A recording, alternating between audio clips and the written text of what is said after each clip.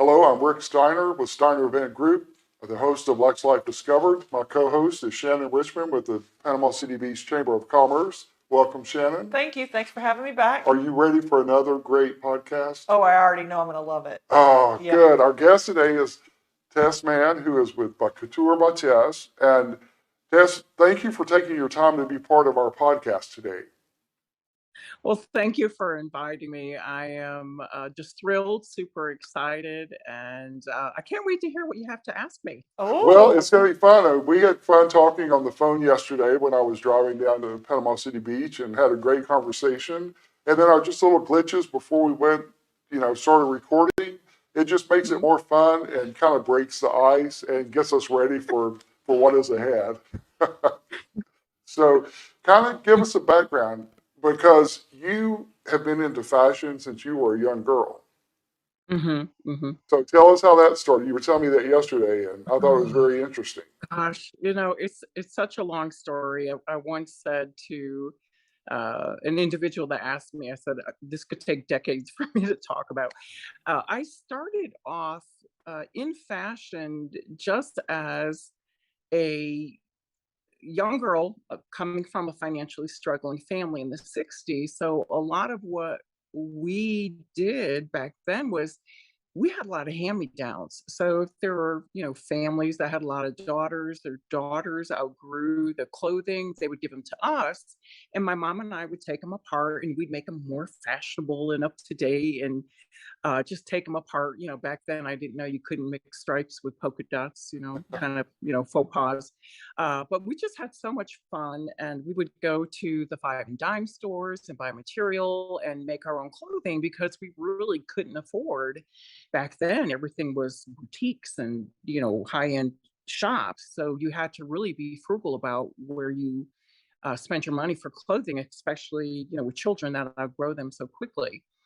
And that just kind of continued all through high school. And at that time, I couldn't afford to attend college. So I thought about participating in the Miss America scholarship competition, of course, not realizing I had to have a formal evening gown. So then my mother and I actually created my own formal evening gowns, competition attire, and I just continued on through that through 1987. I was actually Miss Greater New Britain up in Connecticut, and then later Miss Hartford County again. Wow. Both times was a top finalist in the Miss Connecticut scholarship competition, interview winner, talent winner. I used to sing, study opera. And I just always really loved fashion, but I knew from a very young age that that was, for me, not where my bread and butter would be down the road. Because again, you had to have money to go to New York or Paris, or, you had to have money to even work with another designer. But my first love from a very young age was psychopathology. I actually would read up on John Douglas, serial profiling. I wanted to go into psychopathology, psychology, criminology. So that is what I attended college for. So I just, I had about 15 years in the psychiatric arena. I was a psychiatric intern. I worked for Whiting's Forensic Hospital as an intern, Summers Prison. So this is all up in Connecticut, up in New England. And continued on, went and pursued training for my master's. And we just really loved the entire field of criminology. DNA analysis was just coming out.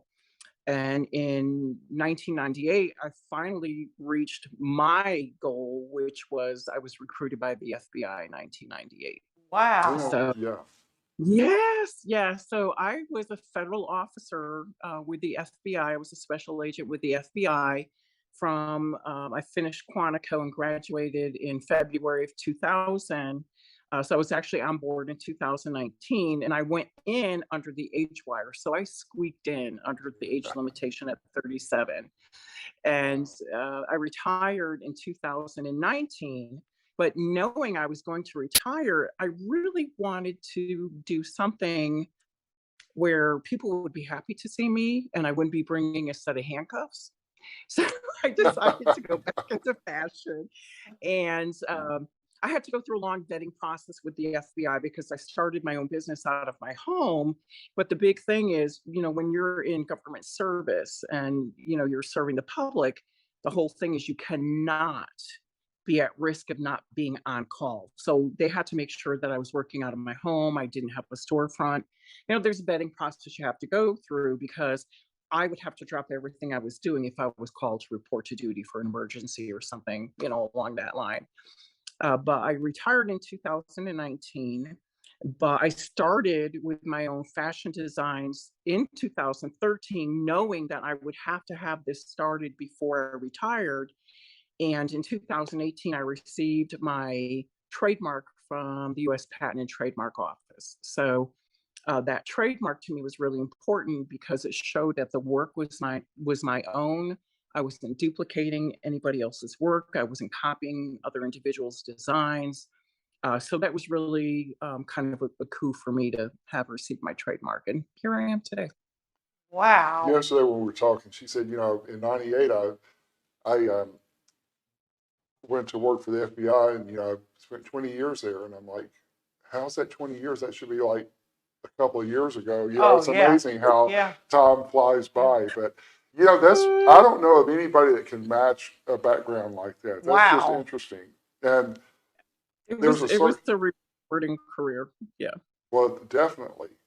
And it's just amazing how you took how the fashion was such an influence in the beginning of your life because of necessity and Hmm. being creative, and then you go into your passion that you love, and then you're coming back to fashion. Hmm. So, Hmm. Yeah.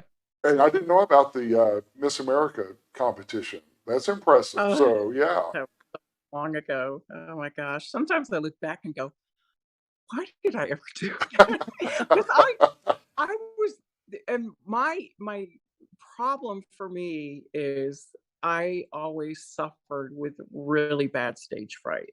So for me, that it was so out of my comfort zone, but I knew the only way that I could attend college and pursue a career and an education was through scholarships. So definitely That's, put me out of my comfort zone. See, I learned an awful lot. I yeah. love that. Yeah. I mean, you knew what you wanted and you went for it, even Hmm. though you were afraid. And knew the routes to go to Yeah. get Oh, it. yeah. Yeah. That's Yeah, very, awesome. very much. Yeah, very much an introvert. So it was very difficult, very difficult. Are you still Wow. an introvert? For the most part, I actually am. I enjoy speaking with people, Uh-huh. but it takes a lot of energy for me to get to that point where I'm like, okay, we got to think about 4 hours. We really have to be engaging with people. So, So, when you went to work for the FBI, were you one of the few women at that time? I've never thought about that yes, till just now. So, yeah.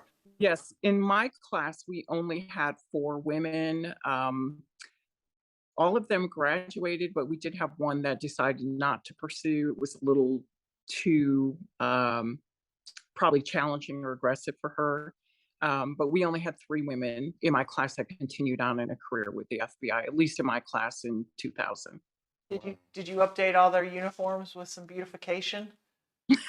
No, no, Quantico is very strict, very rigid. There is certain dress Okay. codes that you have to adhere to. So they want everybody to be the same. There's no difference, no, differentiation between male, female, and Ah, so yeah. that was a tough You field for a woman.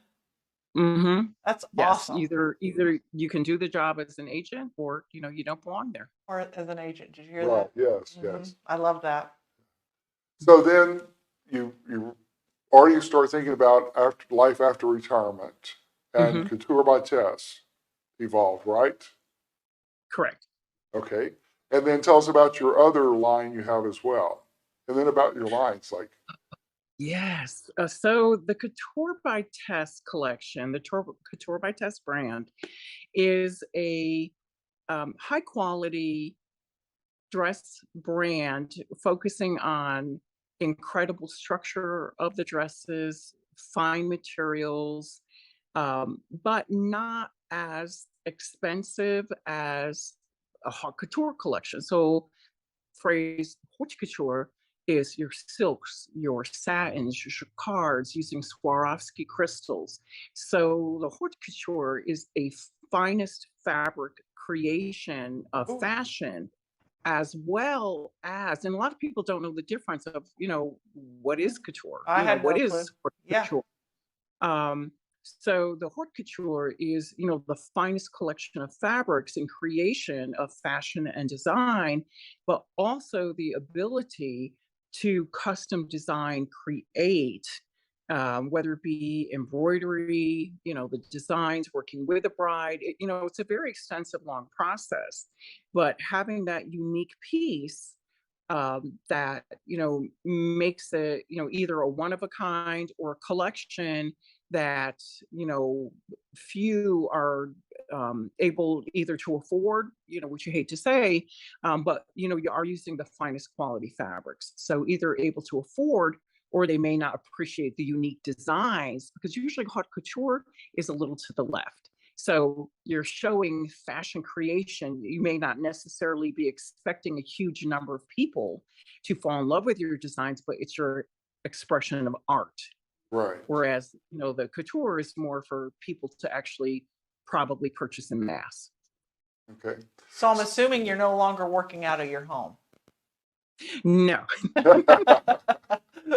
no, we found this beautiful old building in Cookeville that needed an awful lot of work. It has these gorgeous metal ceilings, and we refurbished this. It was, falling apart. There wasn't any plumbing. The electricity was so it was a labor of love. It took us about 9 months, and we literally finished it about 2 hours before the grand opening. Oh, So wow. Wow. yeah, it was a little bit of a stressful time, but we love it. We love it. And when brides come here, they just kind of like, Oh, I because it bet. is different. Yeah, it's not the typical white and ivory. And Right. we have, probably 20-foot ceilings with these, metal stamped, plates on the Wow. ceiling, and brick, and we love it. I'm just happy we have bathrooms. Oh. So what is the most popular dress for a bride? Is there a certain style or fashion that's 2023 that's trending? Oh, it's so hard, because some designers will say it's very, simplistic. The boho chic is also very popular. A lot of brides are liking, like I said, the simplicity of either like a very plain crepe or a satin or a mikado. But just when you think that could possibly be the trend, suddenly you'll have 10 brides that want beading and, glitter fabric. And some brides will want balloon sleeves. Some brides will want, strapless. So it's really difficult. Every bride is very unique. And I think every region of the country is very unique too. Yeah. So not only as a designer, but as a bridal shop owner, you have to be flexible, and you have to be able to change direction very quickly. Because if you are depending on only what people are looking at for that moment, and you're not projecting forward, then you're going to lose business and do yourself a disservice, and a disservice to your brides, because you're not going to have the inventory they want. So we try to keep a very eclectic collection, variety of dresses. Our shop has about 1,400 dresses here. Ooh. Wow. So Yeah. yes, yeah. So we try to have something here for everybody. The bride that's very modern, that wants simplistic, the girl who wants the Cinderella dress, somebody who wants very unique haute couture, Parisian style, up to our Egyptian, very huge luxury ball gowns. So we have quite a large selection here. So not only do I have my own designs here, but we actually sponsor and support several bridal brands that we think brides will love here in our boutique. That's so nice. So how many brides do you think you get to come through in a year? Oh, I probably would say we most likely have between 200 and 250 250 brides come through. And, you know, they're not all purchasing brides, but for a very, we're about an hour from Nashville, about an hour from Knoxville, and about an hour and a half from Chattanooga. So we do get a lot of brides from everywhere. Sometimes we can help them. We have what they want, and, you know, sometimes we don't. But I would say on average, you know, we have between 200 and 250 brides per year. Of course, we'd like to expand that. Oh, Right. But, yeah, you know, right now that's a lot. You know, it's that still a is. lot. That is a lot. And So go ahead. go ahead. So what kind of, like, if a bride comes in and they really don't know what they're looking for, I'm sure you guys walk them through the process, but how long does that process take per bride per se? Like if they don't know what they want? Mhm. Yeah, that's a really good question. And it's one that we constantly educate our brides with, not only here in the store, but on Instagram, you know, TikTok and other social medias. Is wedding dress shopping is an educational process. A lot of brides will show you picture on Pinterest and say, I love this dress. This is my dream dress. And what they don't understand is what may look good on that model in the picture may not actually look good on your own body. Our bridal consultations are about an hour and a half to 2 hours. And we actually sit down and speak with them, see what their likes are, what their desires are, what fabrics they are gravitating toward.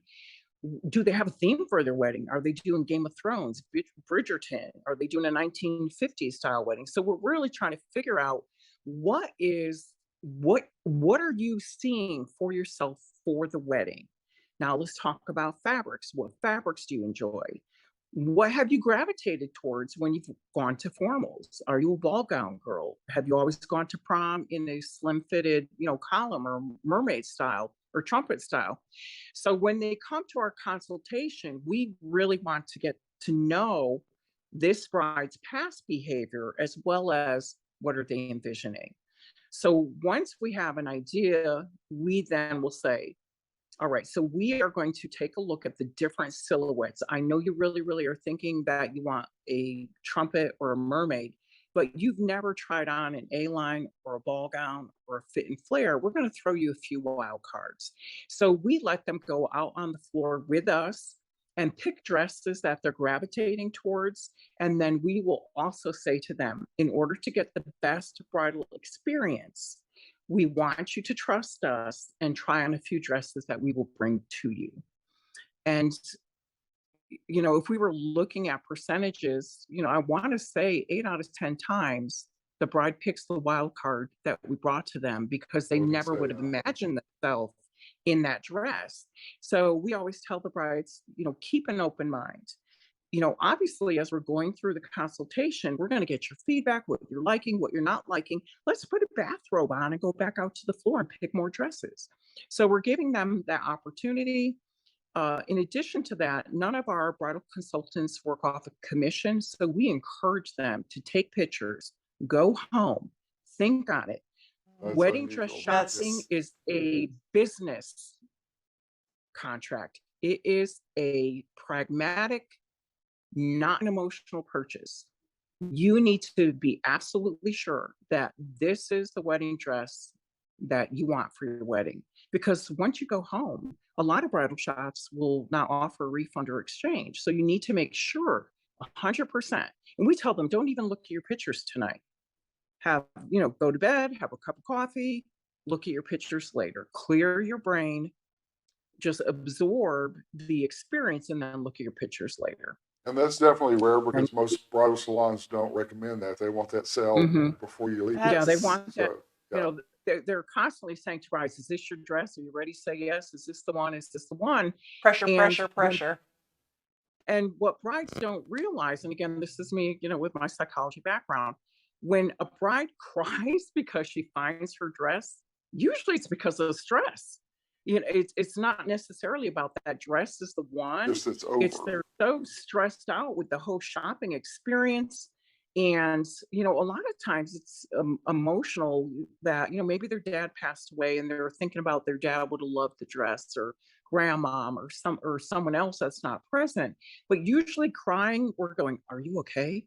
What's the matter? What Next, happened? why are you crying? Most of our brides, when they find the dress that's theirs, they're very quiet, and they go, "Okay, I'm done." We're like, "Oh, she didn't like anything." "No, this is it. This is the one. I'm done. I'm done. I don't want to shop anymore." We're like, "Oh, okay, great." So it's um, very decisive when it's the right dress. It shouldn't be too emotional unless there's something else going on.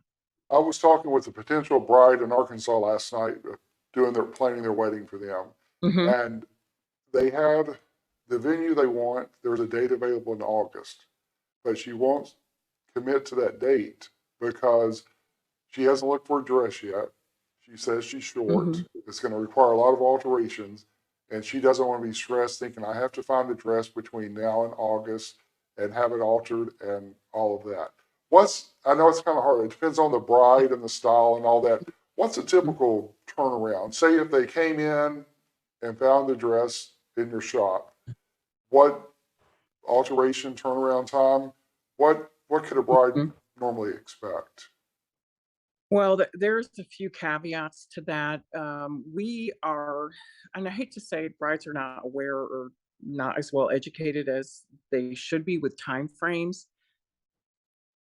Most designers want 6 to 8 months to order a dress. Right. Oh, I had no So Yeah. clue. a In fact, bride shopping right now is almost out of luck. She's going to have to go with stock. On top of that, seamstresses want 6 to 8 weeks at minimum to work on the dress. So that's smart of that So, bride. oh yeah. In Yeah. fact, what I told her last night, I said, let's don't set a date for the wedding. You go look mhm. for your dress, start now, and then Yeah. once you find your dress, then we'll know from Then there, you, yeah, to set the date. right, right. And the An groom is August like, oh, just wedding, get a dress. mhm, So the dress is yeah, important. So yeah. Yeah. yeah. The August wedding would almost be impossible to order from, especially from a really good designer. Um, and it depends on what's happening in the world as well. A lot of designers use China Right. And they're for Oh, their, not being able to get their dresses here. Yeah. well, a lot of the factories, they're so overwhelmed, they're already 6 to 8 months, but now we're coming up on Chinese New Year. Okay. So true. So now Yeah. you're adding another month on. So a bride who's wedding dress shopping now, hoping to order a wedding dress, is looking at her dress arriving in October, November, December. And your Real. seamstress still wants those 6 to 8 weeks to work on that dress. Brides should be wedding dress shopping and purchasing a year to 10 months before their wedding. When you start getting to 10 months, you are cutting it extremely close. Yeah. oh, I'm gonna have to be a stock kind of girl because I'm just a hurry up and go. Yeah. But even with a You'd be stock dress, surprised. yeah, Yeah, even a dress in 80% stock though of our is still a good time period, right? well, for an in-stock dress, then they have to remember their options are going to be limited. They actually can't be as picky. True. So they have to look at the fact that this is all we have in your size. These are the designers that are currently available. We can't order these. We have brides coming in now with their weddings in April thinking they had time to order. Oh wow. And we're like, I am so sorry. I'm not sure who told you that, but They that's didn't do we her can't do. homework. Yeah, even a rush designer, the rush process, the designers would tell you, number one, it could be a $250 charge. The rush process is still a 5 month wait. So A rush. Right. Right. yeah, And the that crazy. rush Yeah. This is a process big is deal. no, So yeah, it is a big deal. what you do by educating them is huge. Mhm. Right. And sometimes we tell them, especially if they're on a very short time limit, is that the problem is that they may be stuck with a particular dress, but now they're looking at limitations with the seamstress having availability to get them in. True. Yeah. A lot of things that a lot of Wow. people they don't know. And, it's again, I think your boutique is really exceptional for the fact that you don't try to pressure the sale the day up. You want the bride to really be committed and comfortable and at peace with their decision. I think that's huge. And we don't want an unhappy bride. Right. So a lot of our brides actually come back 2 and 3 times. because they feel comfortable. And we encourage them, and people think I'm crazy for saying this, but we encourage them to visit 2 or 3 other shops. Interesting. So Well, we want them to, she knows how we, good she Yeah. is.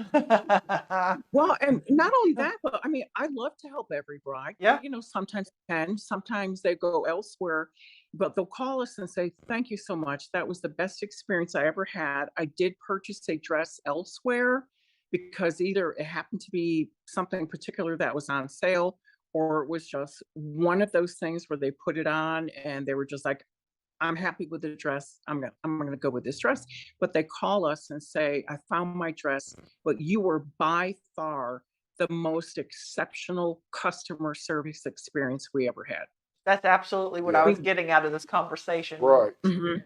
That's awesome. And we serve them champagne and mimosas without them even purchasing. As soon as they walk in the door, we're offering them beverages, little hors d'oeuvres. We want them to have this really unique wedding shopping experience. So we're making it like it's a big family party getting together, even though it's limited guests. But we want them to feel like you don't have to purchase to have a wonderful time. You Right. don't pop the cork just because you said yes to the dress. You should be having this wonderful customer service, because this is the most important season of your life, is planning for your wedding, and your wedding dress shopping experience should be exceptional. Okay, and then we're running out of time, but let's talk about your Sure. podcast that you do, the live. Oh, So tell us about that yeah. and how did that originate? Well, Couture Chats with Tess actually started with my public relations manager, Meredith Corning, really encouraging me to get out into the public, knowing, I'm kind of a hermit.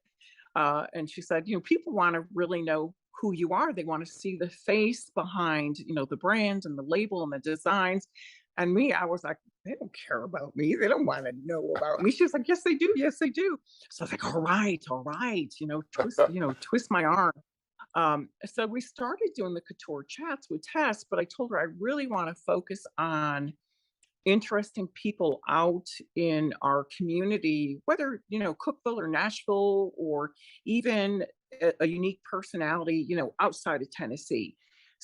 Somebody that has something uh, important to share with the community, whether it be learning, whether it be photography, whether it's wedding photography or documentary photography, wedding planners. Um, and one of my favorite is Chris Keaton. He's such a wonderful person, music producer, fashion consultant, works for Macy's, long history in the fashion and music industry, who is this incredibly positive person. And I wanted people to hear him on the show because I learned from him. He wakes up every day saying, I don't care what happens today, it's going to be wonderful. I'm going to learn from whatever happens today, and I'm going to take that forward in my life and make something positive of it. And, someone like that on my show is such an important message, not only for people to have, hope, but encouragement, motivation, and just realize, when things happen to you in life, it happens for a reason. And when you are down and you think life is really, really horrible, remember there's always somebody that's having a worse day than you.